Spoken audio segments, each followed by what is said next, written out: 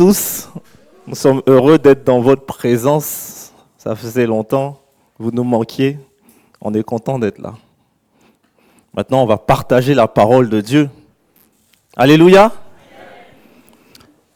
On va ouvrir la parole de Dieu dans le livre des Juges. Le livre des Juges au chapitre 6. Juges chapitre 6. À partir du verset 11. Juges chapitre 6, verset 11. Puis l'ange de l'Éternel vint et il s'assit sur le térébinthe d'Opra, qui appartenait à Joas, membre de la famille d'Abiézer. Son fils Gédéon battait du blé au pressoir pour le mettre à l'abri des Madianites.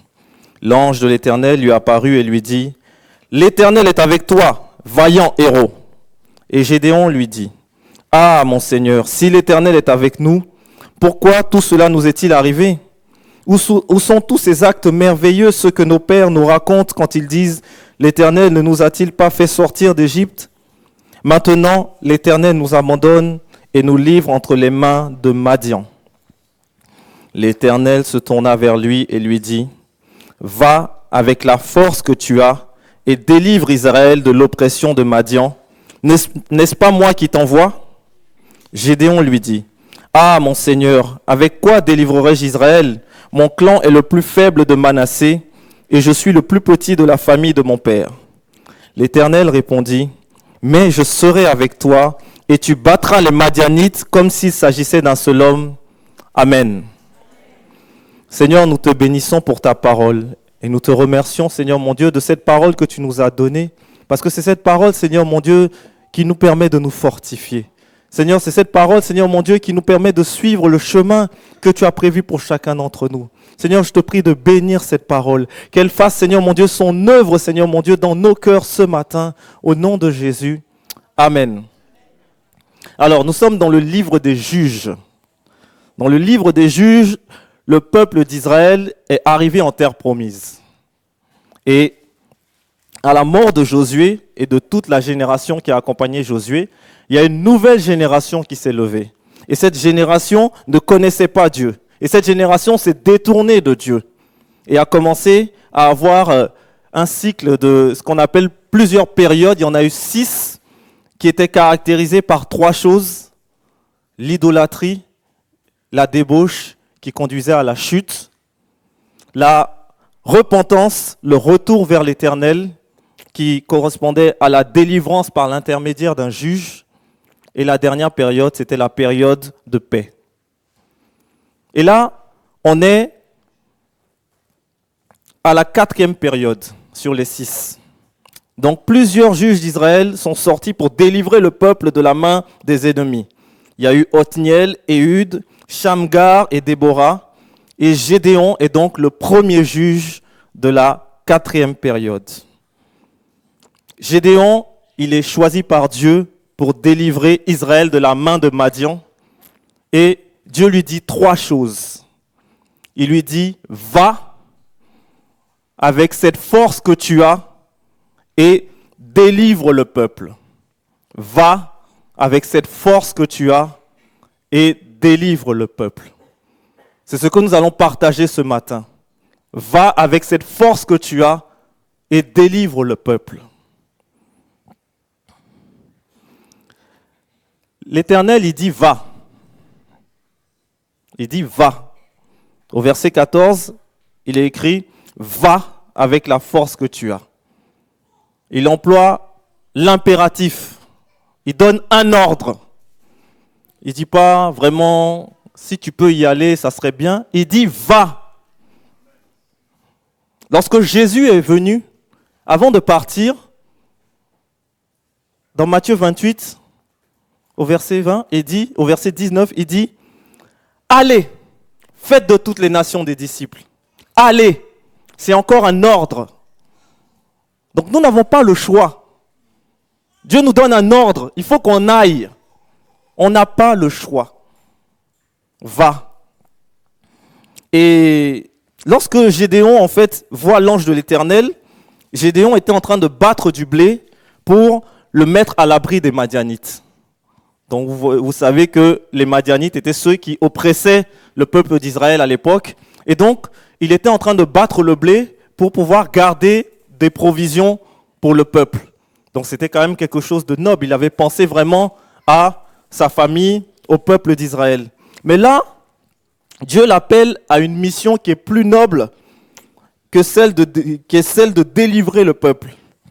Et Gédéon, qu'est-ce qu'il dit au verset 15? Il dit, « Ah, mon Seigneur, avec quoi délivrerai-je Israël? Mon clan est le plus faible de Manassé et je suis le plus petit dans la famille de mon père. » Gédéon est un agriculteur. Gédéon est peut-être quelqu'un aux yeux des hommes qui apparaît comme insignifiant. Mais c'est Gédéon que Dieu a choisi. C'est Gédéon que Dieu a choisi. Paul dit aux Corinthiens dans 1 Corinthiens chapitre 1 au verset 27, Dieu a choisi les choses les plus folles du monde pour couvrir de honte les sages, et Dieu a choisi les choses faibles du monde pour couvrir de honte les fortes. Ce matin, Dieu t'appelle à partir. Ne trouve pas de prétexte. La vie est difficile. Tu as peut-être des choses qui t'accablent, mais Dieu t'appelle à partir. Dieu ne veut pas que tu te caches derrière des choses qui pourraient justifier le fait que tu ne marches pas.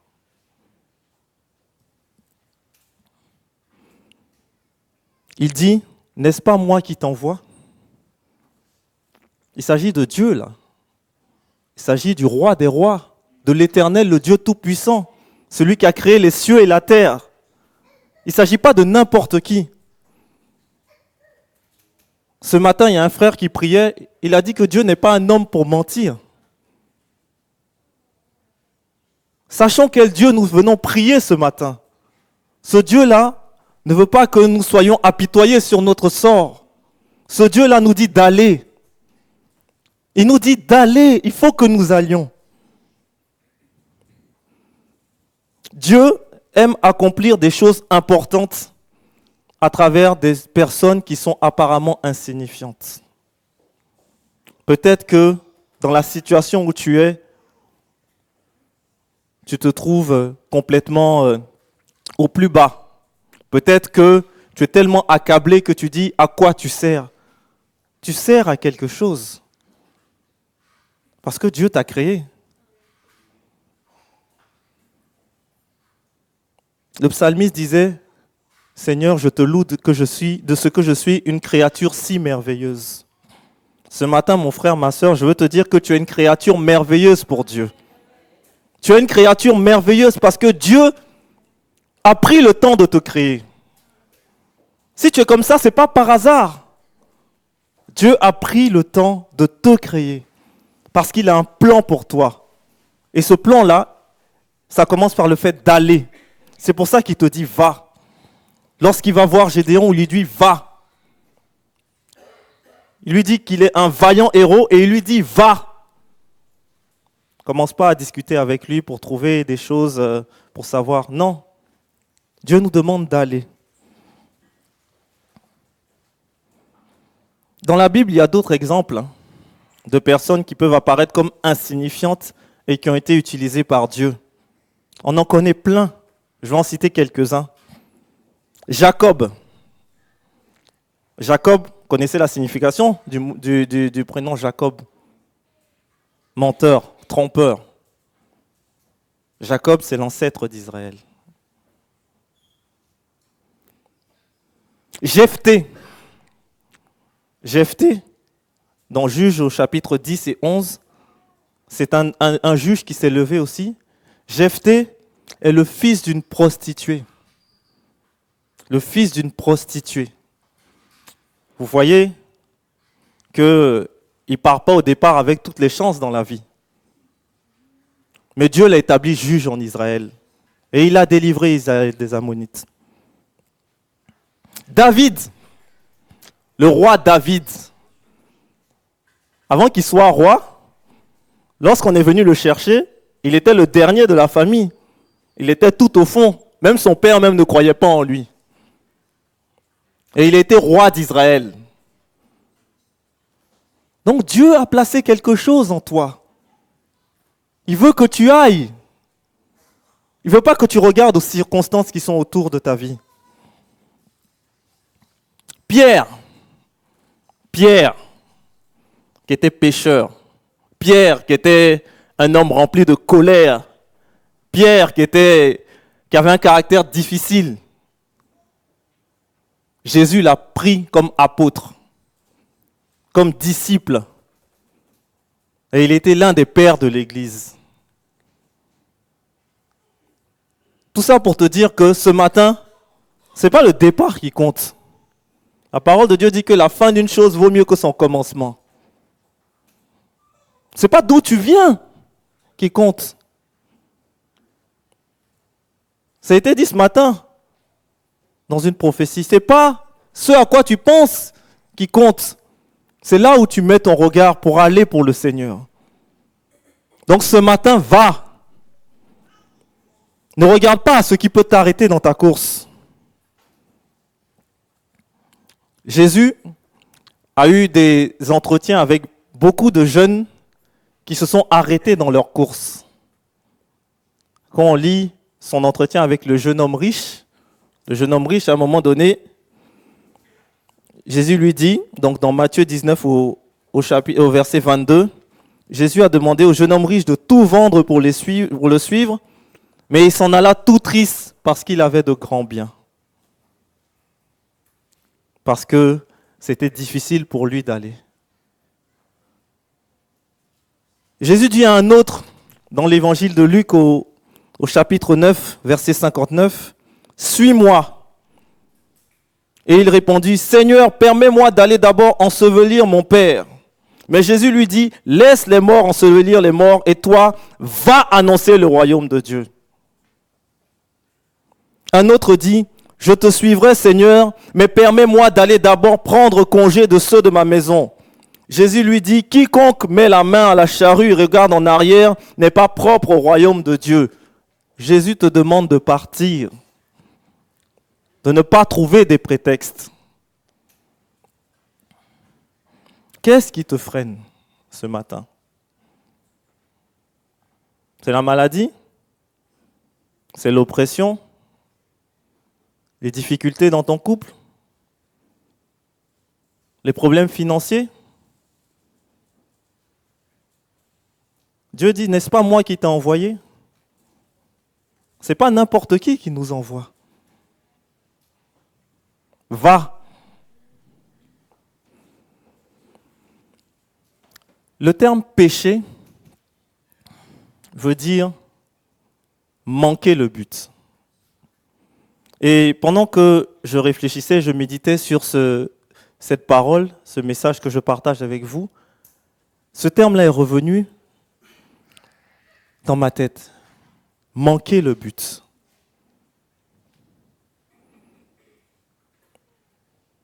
Paul dit aux Philippiens, « Oubliant ce qui est derrière moi et me portant vers ce qui est devant, je cours vers le but pour remporter le prix de l'appel céleste de Dieu en Jésus-Christ. » Pécher, c'est manquer le but. Si on réfléchit, si on ne répond pas à l'appel de Dieu, si on ne fait pas ce pourquoi Dieu nous a mis sur la terre, on manque le but. Donc on pêche.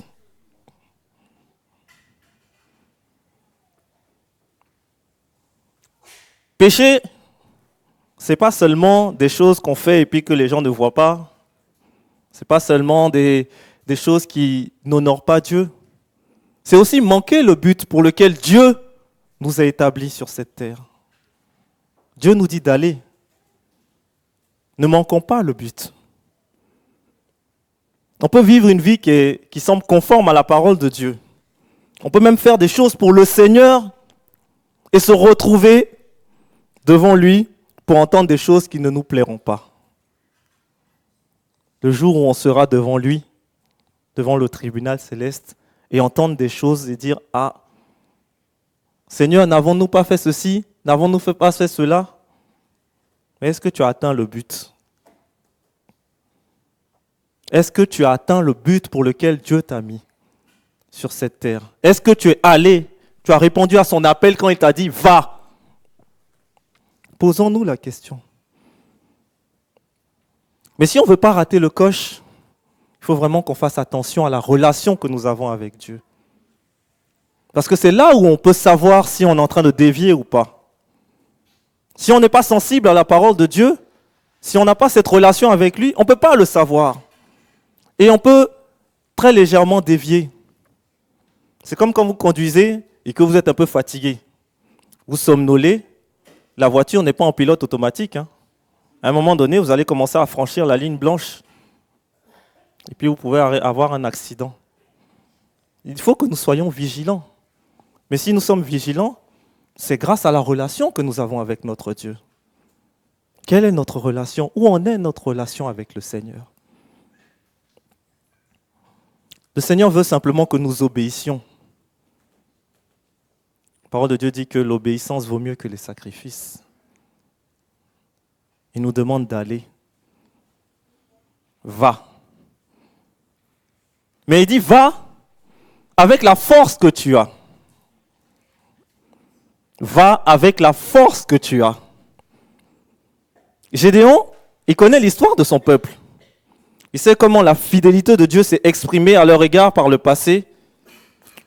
Et il s'interroge en fait sur l'état actuel du peuple. Au verset 15, il dit, « Ah mon Seigneur, si l'Éternel est avec nous, pourquoi tout cela nous est-il arrivé? Où sont tous ces actes merveilleux, ce que nos pères nous racontent quand ils disent, l'Éternel ne nous a-t-il pas fait sortir d'Égypte? » La force que tu as est celle qui t'accompagnera pour accomplir ce que tes pères ont déjà vu. Dieu, il a déjà mis la force en toi. Dieu a posé des choses dans ta vie. Amen. Qui croit que Dieu a posé des choses dans sa vie? Il a posé des choses en toi. Tu penses que tu es dépourvu? Tu penses que tu n'es pas bien équipé? Non. Dieu a déposé des choses en toi. Mais pour que ces choses sortent, il faut que tu sois couvert, rempli, animé de l'Esprit de Dieu. Lorsqu'on lit la suite du récit, au verset 34 de Juge 6, il est dit « Gédéon fut revêtu de l'Esprit de l'Éternel ». Nous avons besoin d'être revêtus de l'Esprit de Dieu. Mais vous savez que pour être revêtu de l'Esprit de Dieu, il faut que notre maison soit assez bien balayée. Parce que l'Esprit de Dieu ne vient pas nulle part. Il ne vient pas n'importe où, je veux dire. Il faut que tu te laisses revêtir par l'Esprit de Dieu. Ne te laisse pas polluer par ce qui se passe autour de toi. Ne te compare pas aux autres. Ne regarde pas qu'un tel, il est là, il est sur l'estrade. Un tel, il est là, il joue au piano. Un tel, il a une belle voix. Non. Dieu a mis quelque chose de particulier en toi. C'est toi et lui, votre relation. Le reste, ça sert à l'édification du peuple de Dieu. Paul disait aux Corinthiens, dans 1 Corinthiens 12, au verset 4, « Il y a diversité de dons, mais le même esprit.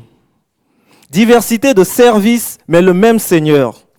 Diversité d'actes, mais le même Dieu qui accomplit tout en tous. » Donc nous avons le même esprit, mais nous avons des dons différents pour que nous puissions nous compléter, pour que le royaume de Dieu avance. Donc ne regarde pas peut-être à des choses que tu peux même jalouser en disant « Seigneur, mais pourquoi je n'ai pas ça ?» Pose-toi la question « Seigneur, qu'est-ce que j'ai? Qu'est-ce que j'ai qui peut te rendre gloire? Parce que tu as mis des choses dans ma vie. Je le crois. Alors je voudrais que tu agisses au travers de moi.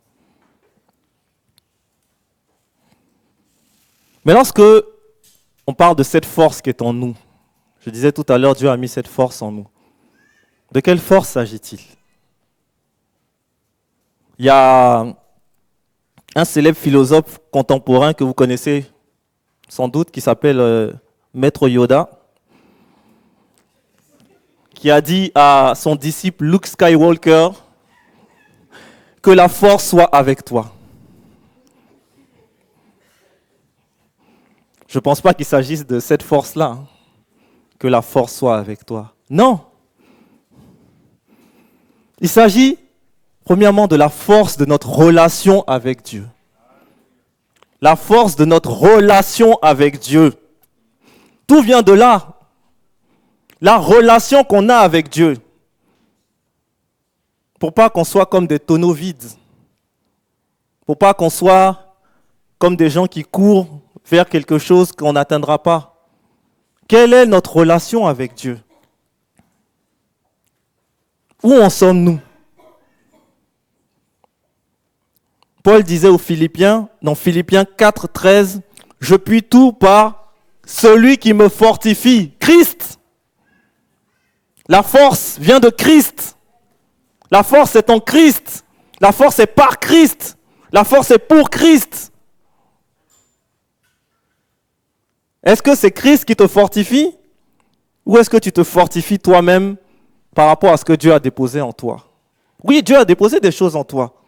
Mais la force vient de Christ. Parce que c'est comme ça que cette force va se manifester réellement et donner gloire à Dieu. Si notre relation est réelle avec Christ, on n'a pas besoin de réclamer des signes de sa présence. Je n'ai pas lu la suite du récit, mais on voit que Gédéon a demandé plusieurs fois à Dieu de confirmer qu'il était avec lui.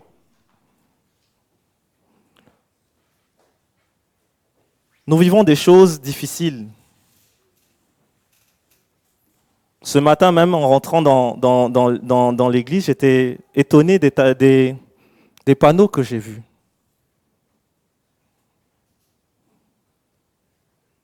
Mais ce matin, nous avons été fortifiés parce qu'il nous a été rappelé que nous ne devons pas promener des regards inquiets. Parce que tout vient de la relation qu'on a avec notre Dieu. Qui est suffisant pour ces choses, si ce n'est pas Dieu?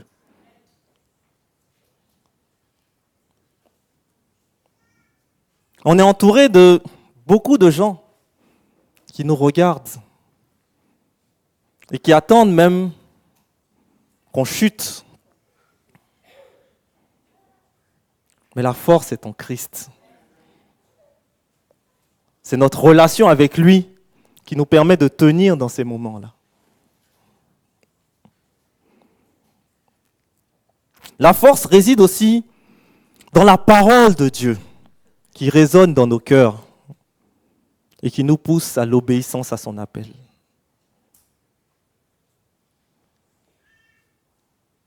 Lorsque Moïse meurt et que Josué se retrouve à la tête du peuple, l'Éternel lui dit « Fortifie-toi seulement et aie bon courage, en agissant fidèlement selon toute la loi que Moïse, mon serviteur, t'a prescrite. Ne t'en détourne ni à droite ni à gauche, afin de réussir dans tout ce que tu entreprendras. » Premier chapitre de Josué. La force est dans la parole de Dieu. Tout à l'heure, il a été dit que le Seigneur a des projets de paix et non de malheur pour nous. Alors nous devons nous appuyer sur la parole de Dieu. Parce que cette parole de Dieu est là. Nous avons cette grâce d'avoir cette parole de Dieu. À l'époque, Josué, il ne l'avait pas. Mais nous l'avons. Nous devons nous appuyer dessus. Pour que lorsque la tempête commence à nous ébranler, nous puissions saisir les promesses que Dieu a mises dans sa parole. Paul disait à Timothée que toute écriture est inspirée de Dieu et utile pour enseigner, pour convaincre, pour corriger, pour instruire dans la justice, afin que l'homme soit accompli et propre à toute bonne œuvre. 2 Timothée 3, versets 16 et 17. Nous avons cette richesse de la parole de Dieu qui nous fortifie, qui nous renouvelle. Ce matin, je ne sais pas par quoi tu traverses. Peut-être que c'est trop dur. Tu t'es levé ce matin en disant « Je vais à l'église parce que, il faut aller à l'église, quoi. » Mais je ne vois pas de situation qui change. Je suis accablé de toutes parts. Le Seigneur te dit ce matin, puise tes ressources dans sa parole. Appuie-toi sur elle. Demande-lui de t'éclairer. Seigneur, dans ta parole, je veux voir les promesses réelles de délivrance. Je veux voir la maladie s'en aller. Je veux voir la solitude s'en aller. Je veux voir les problèmes financiers s'en aller. Parce que je m'appuie sur ta parole. Et la force aussi, c'est la force de l'Esprit de Dieu qui est manifestée en nous. 2 Timothée 1, verset 7. Car ce n'est pas un esprit de timidité que Dieu nous a donné, mais un esprit de force, d'amour et de sagesse. De force, d'amour et de sagesse. Et cet esprit exprime son fruit en nous. D'amour et de sagesse. Nous avons besoin de manifester l'amour aux hommes. Nous avons besoin de manifester l'amour à ceux qui en ce moment sont en train de...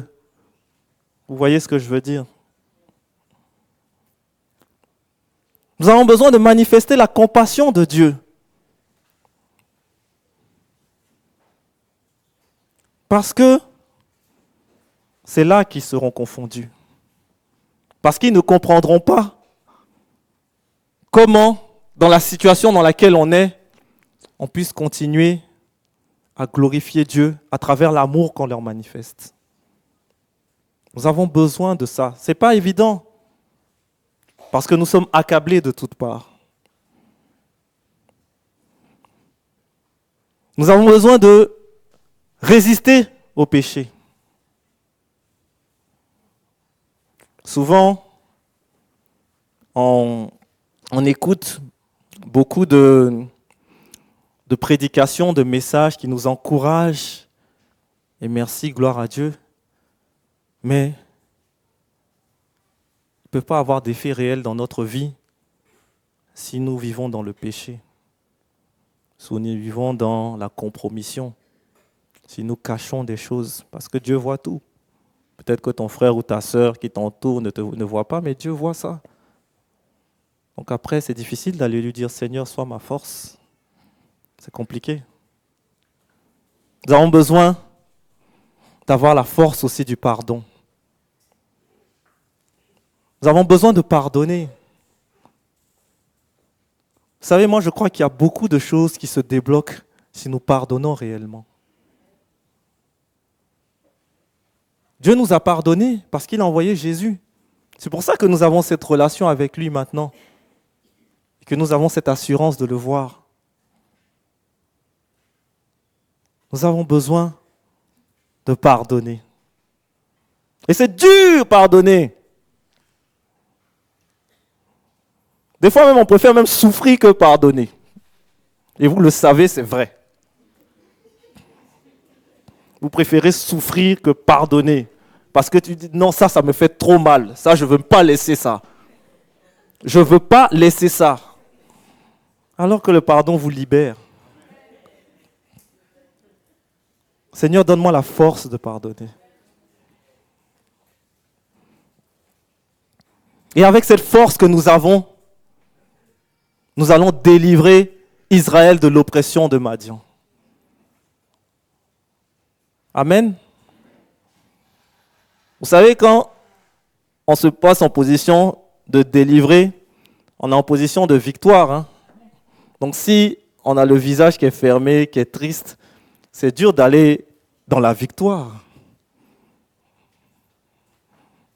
Parce que c'est comme si on faisait de l'auto-persuasion. On dit, oui, je vais y arriver, je vais y arriver. Non. Tu y es déjà arrivé parce que Christ est vainqueur. Il y a 2 semaines, un des pasteurs qui est dans notre assemblée a prêché sur la victoire. Et il a dit quelque chose qui m'a impressionné et je me dis, il a raison. Il a dit que nous sommes condamnés à être vainqueurs. On n'a pas le choix. Parce que le Dieu qu'on sert, là, il est déjà vainqueur. Donc on est condamné à être vainqueur. Donc la délivrance, oui, elle va se faire. Le combat, oui, il va se faire. Mais il n'y a qu'une seule issue qui est possible pour nous. On ne doit pas regarder une autre issue. Lorsque, à la fin du mois, tu te dis, bon, mais comment je vais faire pour manger? Tu ne dois pas regarder à cette issue-là. Tu dois remercier le Seigneur. Seigneur, tu as déjà pourvu. Lorsqu'on t'annonce une mauvaise nouvelle, que ta santé commence à décliner, que la situation de ton couple commence à être difficile, que tu te sens de plus en plus seul, qu'à l'école, peut-être même les gens te pointent du doigt parce que toi, tu as choisi de suivre Jésus. On dit, mais être chrétien maintenant, c'est ringard. Tu dois te placer devant le Seigneur et dire, Seigneur, je puis tout par toi. C'est en toi que je veux me confier. Mais avant d'aller délivrer le peuple, Dieu nous demande d'enlever les autels à d'autres dieux que nous avons érigés dans notre vie. Si on lit la parole, au verset 25 de Juge 6, il est dit, « Dans la même nuit, l'Éternel dit à Gédéon, prends le jeune taureau de ton père et un second taureau de 7 ans.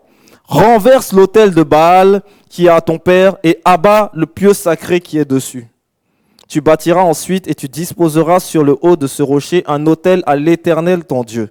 Tu prendras le second taureau et tu offriras un holocauste avec le bois de l'idole que tu auras abattu. » Quels sont les autels dédiés à Baal dans notre vie?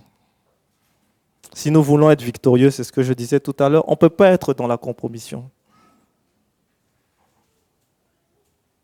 Est-ce que ce sont les autels de notre ambition personnelle? Parce que si nous avons notre ambition, qui peut être légitime, nous tombons dans l'idolâtrie. Si on préfère quelqu'un d'autre à Dieu, on tombe dans l'idolâtrie. C'est des termes qui ne nous plaisent pas, mais c'est la vérité. Est-ce que nous sommes dans le péché? Nous sommes dans le mensonge? Nous sommes dans la fornication? Est-ce que nous sommes dans la débauche? Dans les pensées mauvaises?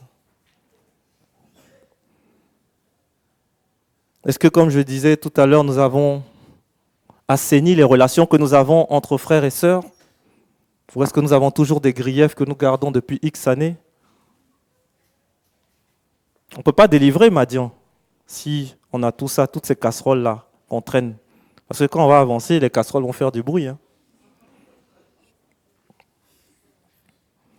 Il est temps de briser tout ça et de demander à Dieu de sonder notre cœur et de nous les montrer maintenant. Seigneur, montre-nous maintenant où sont les autels. Seigneur, nous avons besoin de toi parce qu'on ne peut pas avancer comme ça. Seigneur, ça sera peut-être dur d'enlever ces autels, ça va prendre du temps, mais nous te faisons confiance pour que tu nous transformes, que tu renouvelles notre intelligence, que ton esprit, Seigneur, coule en nous, réellement pour laver, enlever, émonder, élaguer des choses qui peuvent faire mal, mais qui sont salutaires, parce qu'on ne doit pas manquer le but.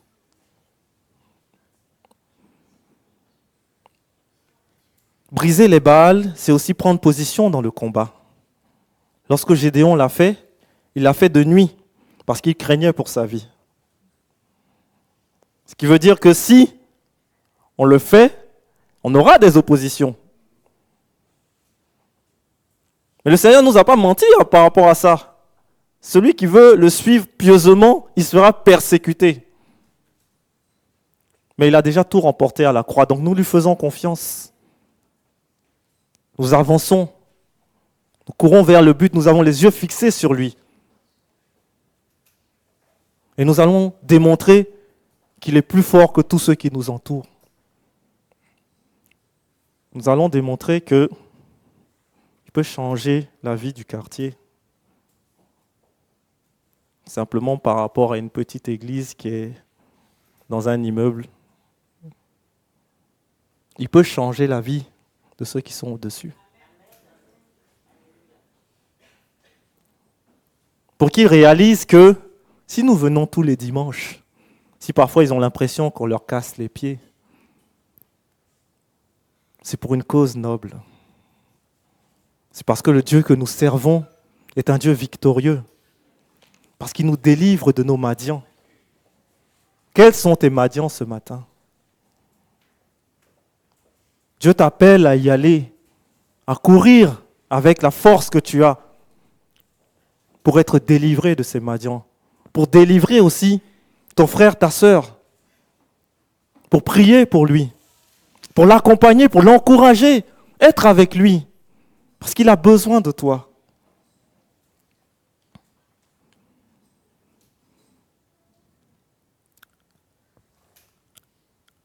Ce monde dans lequel nous vivons a besoin d'être délivré.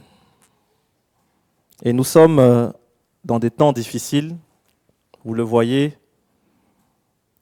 Il y en a même qui parlaient de possible même guerre mondiale, etc. Mais c'est en ce moment-là que nous devons démontrer que nous sommes le sel de la terre et la lumière du monde. C'est à ce moment-là que nous voulons prendre position, afin que les Madians qui nous entourent puissent être brisés dans le nom de Jésus. Que nous soyons délivrés de cela. Que nous n'ayons plus à nous battre pour ces choses, mais que nous ayons à nous battre pour approfondir notre relation avec Dieu. Parce que c'est là qu'est le combat. Quand c'est difficile de passer du temps avec Dieu, de s'agenouiller, d'ouvrir sa parole, c'est ce combat-là qu'on a envie de mener. On n'a pas envie de perdre du temps avec des Madians, mais pour ça, il faut qu'on obéisse à la parole de Dieu. Va avec la force que tu as. Délivre. Il y a un chant que nous chantons souvent qui dit « Veux-tu briser du péché le pouvoir ? La force est en Christ. La force est dans le sang de Christ. » Ce matin, je voudrais nous interpeller. Si nous avons entendu ce message ce matin, est-ce que nous voulons prendre position? Est-ce que nous voulons entendre, répondre à l'appel de Dieu? Je n'ai pas voulu être très long parce que je crois ce matin que nous avons besoin de nous lever comme un seul homme.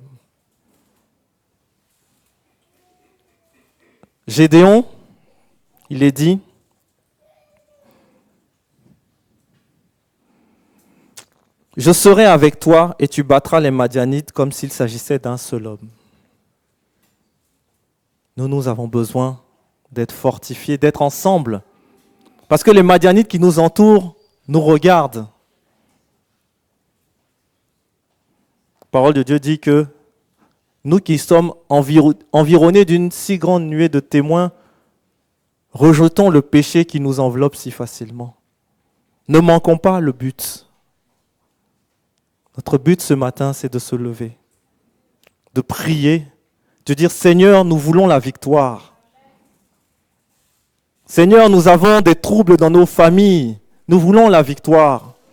Seigneur, nous avons des difficultés dans notre assemblée, nous voulons la victoire. » Alors nous allons fermer les yeux.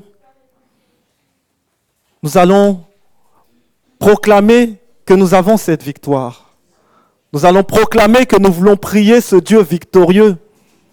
Nous allons proclamer que nous voulons répondre à son appel ce matin. Si tu veux répondre à son appel ce matin, si tu veux partir avec la force que tu as ce matin, je t'invite à te mettre debout pour prier. Parce que tu es debout devant ces Madianites-là. Tu montres que tu n'as pas peur d'eux. Tu as eu peut-être des doutes. Tu t'es posé beaucoup de questions, tu as demandé beaucoup de signes au Seigneur. Mais ce matin, tu veux le suivre. Tu veux que ces Madianites soient complètement détruits. Tu veux être délivré ce matin de la situation que tu vis peut-être depuis des années, de cette maladie où tu te poses des questions, mais pourquoi ça ne part pas?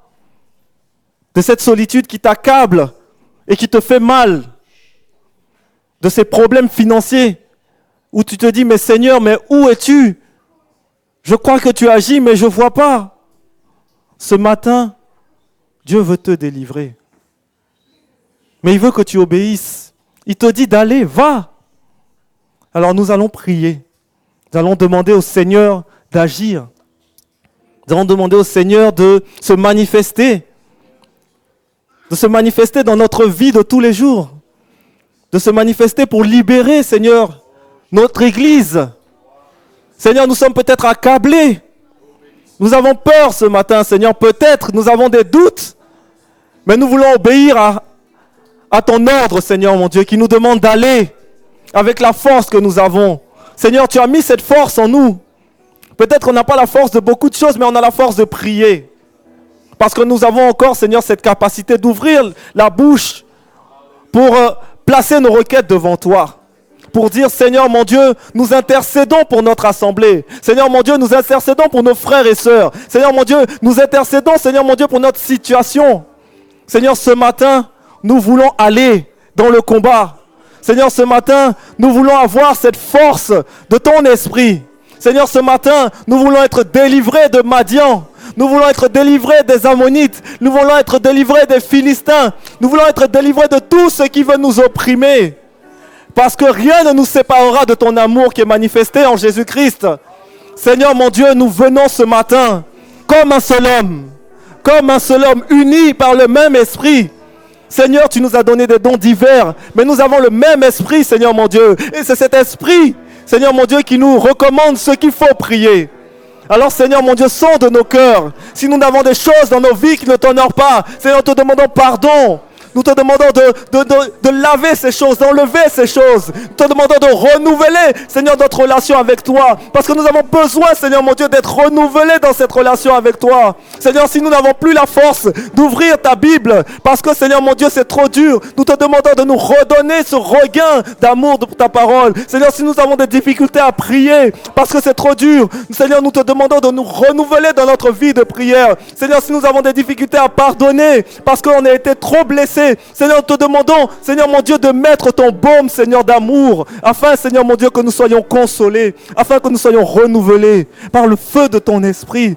Seigneur, nous te bénissons, nous glorifions ton nom. Seigneur, nous savons que tu as déjà la victoire. Seigneur, tu as dit que tu avais vaincu le monde.